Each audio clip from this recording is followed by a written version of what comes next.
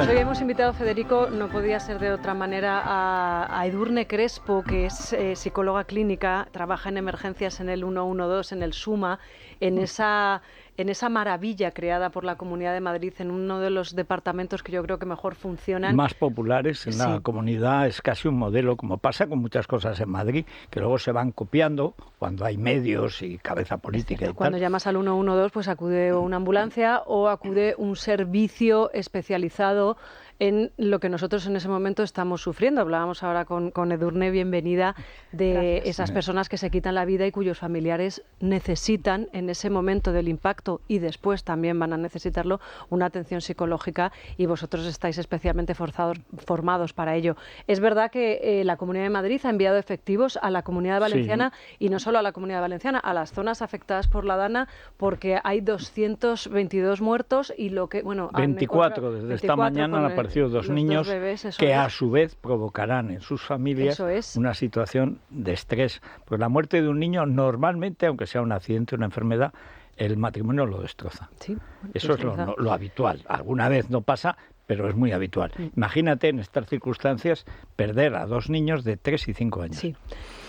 Bueno, pues Edurne nos va a orientar sobre qué van a tener que hacer a partir de ahora los psicólogos con todas estas personas que han perdido a un familiar. No solo hay que perder un familiar para necesitar la ayuda de un psicólogo, porque muchas veces al perder todas nuestras pertenencias, nuestro pasado y a veces nuestra dignidad, porque hemos visto tumbas que se salían de los cementerios o gente que directamente se ha quedado sola, ¿no? Pues por eso hemos querido... además Edurne es especialista en duelo.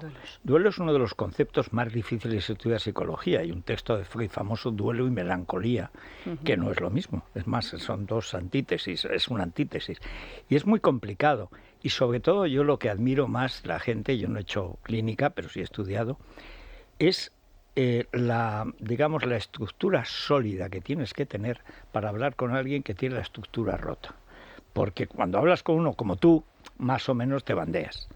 Pero cuando ves a alguien que tiene, pues eso, que está hecho polvo, porque se ha suicidado a alguien, porque tiene una enfermedad, le acaban de decir que es una enfermedad mortal, porque ha perdido un familiar o un amor o un afecto. Y además de una manera como aquí, de una manera abrupta. Absolutamente abrupta. Eso es. Claro, por eso la importancia de ponerse siempre en manos de personas, en este caso de psicólogos, ¿no? Clínicos especializados, ¿no? Respecto al tema de Valencia, los compañeros psicólogos también hay que tener en cuenta que también son víctimas de esto que ha ocurrido. Quiero decir, ¿no?, que al final esto no es un hecho, aislado que le ha ocurrido a una familia en concreto donde va a ir un psicólogo a atender, sino que esto es algo que ha sido, que toda la comunidad se ha visto afectada, ¿no? De hecho, toda España al final ha creado una ola de solidaridad, ¿no? Y entonces esto es algo que hay que tener en cuenta de cara también a la intervención, ¿no? Los propios, nosotras no es verdad que no hemos ido allí a Valencia, pero sí estamos en contacto con los compañeros psicólogos clínicos de allí de Valencia, y esto es algo, ¿no?, que hablamos con ellos, ¿no?, que tiene que ver con que al final es importante que ellos también se puedan cuidar, porque ellos también son víctimas de esto y probablemente muchos tendrán también familia que han perdido a seres queridos o que han perdido efectivamente, han tenido pérdidas materiales, etcétera. Entonces, eso es importante tenerlo presente de cara a lo que me preguntabais un poco, ¿no?, de cómo los psicólogos, ¿no?, van a atender a estas personas, ¿no? Pues para empezar, los psicólogos van a tener también, ¿no?, ellos que cuidarse y que protegerse. Eso por un lado, ¿no? Porque, como digo, también son víctimas indirectas, ¿no?, de esta situación. Algunos directas seguramente también, ¿no? Pero también indirectas. No solamente los psicólogos, sino todo el personal interviniente que está allí. Una cosa que has dicho, Edurne, me ha parecido muy... los voluntarios también están afectados.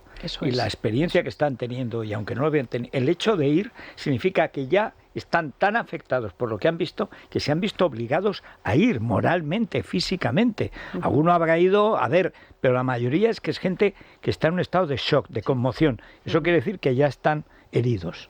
Y esas heridas, yo no sé cuánto tiempo tardarán, pero esto va a ser años en Valencia. Y además es inevitable, ¿no?, impactarte por algo así, porque es verdad que, como decíamos, esto genera, ¿no?, de repente una ola, ¿no?, de voluntariedad, ¿no?, decir, yo quiero ir a ayudar, necesito ir a ayudar, ¿no?, necesito un poco poder hacer algo, ¿no?, que tiene que ver un poco con esta sensación de lo que está en mi mano voy a hacerlo, ¿no?, que esto es muy del ser humano, ¿no?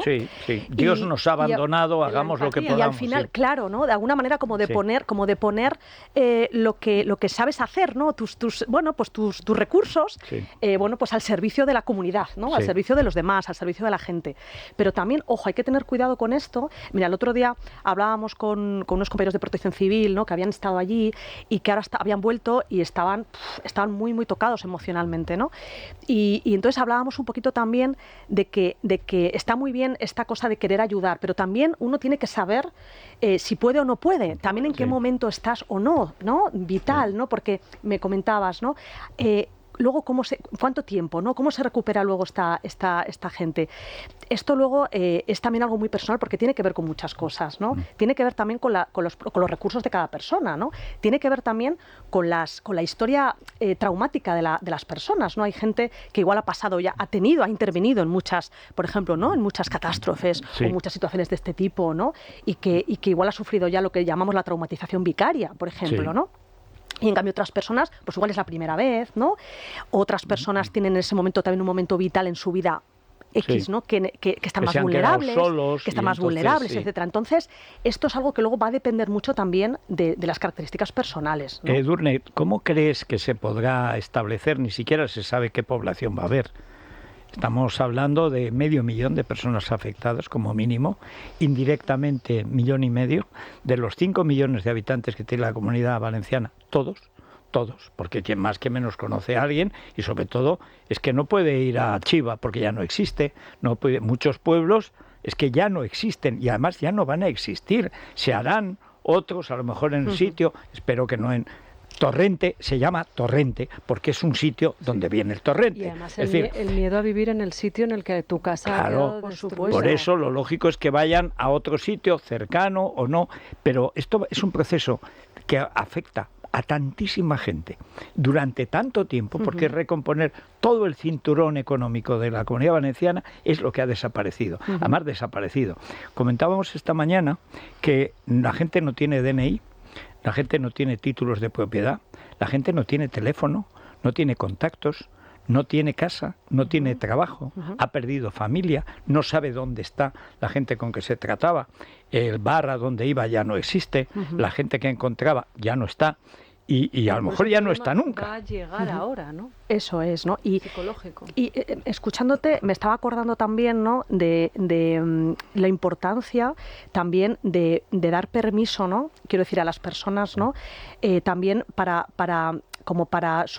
permitirse, ¿no? Y transitar también ese duelo. ¿A qué me refiero? He escuchado, ¿no? Que había mucha gente, ¿no? Como que incluso se podía sentir culpable porque igual no habían tenido ninguna pérdida humana, por decirlo así, pero habían perdido su casa, su trabajo, ven a otros da igual. Y entonces, claro, dicen, bueno, en realidad no tengo derecho a quejarme porque es que mi vecino ha perdido a su mujer, ¿no? Ojo, ¿no? Sí. No. Es decir, las pérdidas materiales es que no son cosas, es la vida de la gente. Claro. Y eso hay que tenerlo en cuenta y esto no es cuestión de comparar si es que la pérdida, no, o sea, es decir, aquí todo el mundo tiene que permitirse y hay que dar permiso, ¿no? Para, digamos, poder transitar esa pérdida y ese dolor de lo que implica la pérdida de la vida de las personas. En el peor, digamos, ecosistema posible, que es un ecosistema en que todo el mundo está enfermo. O sea, porque es que, claro, es que no estamos hablando de un pueblo perdido. Es una en población entera dañada. No, estamos hablando de una comunidad muy poblada que vive muy agrupada justamente en esa zona. Y que es próspera, además, que está acostumbrada. Próspera. En estos momentos se ha quedado sin nada. A un nivel de vida sin concreto. nada. Y van a estar sin nada, al menos durante 1 año o 2. Porque es que son familias enteras los que ya no pueden ayudar a la familia, porque lo han perdido todos a la vez. Edurne, ¿qué frase nunca se le debe decir a una víctima de una tragedia, ya no solo de estas características, de alguna muerte, por ejemplo? Pues mira, es... ¿Y cuál sí? Perdón. Sí, mira, normalmente tendemos, ¿no? a decir efectivamente unas determinadas frases, ¿no? Sí. Que las decimos yo creo que con una intención de ayudar, ¿no? Pero es verdad que no ayudan nada, ¿no? Por ejemplo, hay que ser fuerte ahora y hay que tirar para adelante. Lo último. Por ejemplo, ¿no? Ese tipo de cosas. O que decimos todos en un tanatorio, Edurne. Bueno, pues esa frase, por ejemplo, es una frase que en realidad la decimos yo creo que por la necesidad de tener que decir algo, ¿no? Sí. Pero fijaros, a mí cuando me preguntan muchas veces ¿qué es lo que se le dice a alguien? Y yo siempre digo, a veces no hace falta decir nada. Desde lo verbal. Se puede acompañar mucho desde lo no verbal, ¿no? Sí. El estar al lado de alguien, el acompañarle, un abrazo, un contacto, sí. un estar ahí, un escuchar activamente lo que me está diciendo, sin juicio, sin consejos, sin decir, pues tienes que ser fuerte, o tienes más hijos por los que luchar, sí. o estate tranquilo, Sí. o la vida sigue. La vida sigue. Este tipo Dice, ¿cómo va a seguir si la mía no? Claro, esto, fijaros, nosotros en nuestros avisos nos lo encontramos todo el rato y todo el tiempo, ¿no? Este tipo de frases, ¿no? Que bueno, que yo creo que se dicen, como digo, ¿no? Con la cosa esta de que voy a ver si le ayudo si digo esto, y es verdad que no. Estás ayudando a ti mismo efectivamente, en porque, esa situación. Claro, porque yo creo que eso es algo que calma la angustia nuestra. Exacto. O sea, la propia angustia nuestra de, ay, ¿qué le digo? Que está derrumbado, que está no sé qué, y entonces voy a calmar mi angustia diciéndole esto. Pero es verdad que sostener emocionalmente es mucho más difícil, en el sentido de acompañar, ¿no? Que al final es lo que hacemos nosotros. Nosotros somos, bueno, aprovecho un poco, ¿no? Para hablar de nuestro recurso, ¿no? Que somos 6 psicólogos especialistas en psicología clínica, que desde hace 5 años estamos en el Suma 112, en el operativo diario, estamos 24 horas al día, 7 días de la semana, 365 días del año, y lo que nosotros hacemos es intervención psicológica inmediata en situaciones, por ejemplo, de muertes traumáticas, pero también violencia de género, agresiones sexuales, intervenciones con compañeros también que han sufrido alguna situación estresante, y también trabajamos con ellos, todo lo que tiene que ver con ideaciones autolíticas, etcétera. Es decir, bueno, tenemos una serie, ¿no? Digamos, de criterios de activación para esto, y sí que me gustaría un poco destacar la importancia de la intervención psicológica inmediata. ¿Para qué? Para amortiguar... No dejar el psicólogo para luego. Primero, para amortiguar el impacto emocional de la situación traumática, y luego, segundo, también como con un carácter preventivo. Quiero decir, para prevenir consecuencias negativas en la salud mental en el futuro, como puede ser la presencia de psicopatología, como un estrés postraumático, por ejemplo, que sería como el trastorno, digamos, más prevalente, ¿no? en este tipo de situaciones. Bueno, pues hay que alegrarse de que al menos en Madrid hay gente que está a todas las horas del día, todos los meses y todos los años. Pero esto desde luego, en Valencia ya pueden hacer, pero vamos, pueden hacer casi diría una universidad, o por lo menos una facultad, porque va a ser un cuadro tan complejo que afecta a tantos cientos de miles de personas que no se ha visto nunca. No existe en la historia de España un precedente, y la gente todavía no se da cuenta de lo grave y lo profundo que es. Y lo que va a venir, ¿no? Porque ahora realmente en las fases, digamos, del proceso traumático hay 3, ¿no? Sería la fase de impacto y de shock, que es la inicial, que es en la que están ahora, ¿eh? Sí. Luego está la fase de reacción, y luego ya está la fase de resolución, ¿no?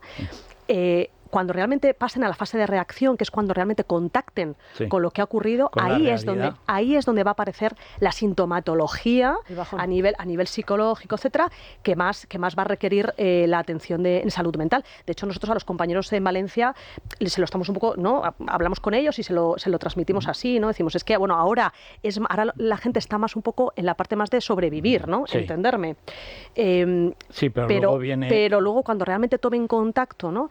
con la realidad de lo que ha ocurrido y lo que implica todo eso, ahí es donde efectivamente va a venir realmente el mayor boom, por decirlo así, de necesidad de atención psicológica. Muchísimas gracias, Edurne, pero vamos a ver, Beatriz, ¿qué podemos, para mucha gente que está, lo primero cuando se mira al espejo? ¿Soy yo? Pues sí, hay que arreglar. Eso, que también mi más sentido pésame a los familiares y a las víctimas de toda esta catástrofe, y sobre todo pues vamos a intentar ponerle al mal tiempo buena cara, que venimos a hablar del Serum de Mediterráneos.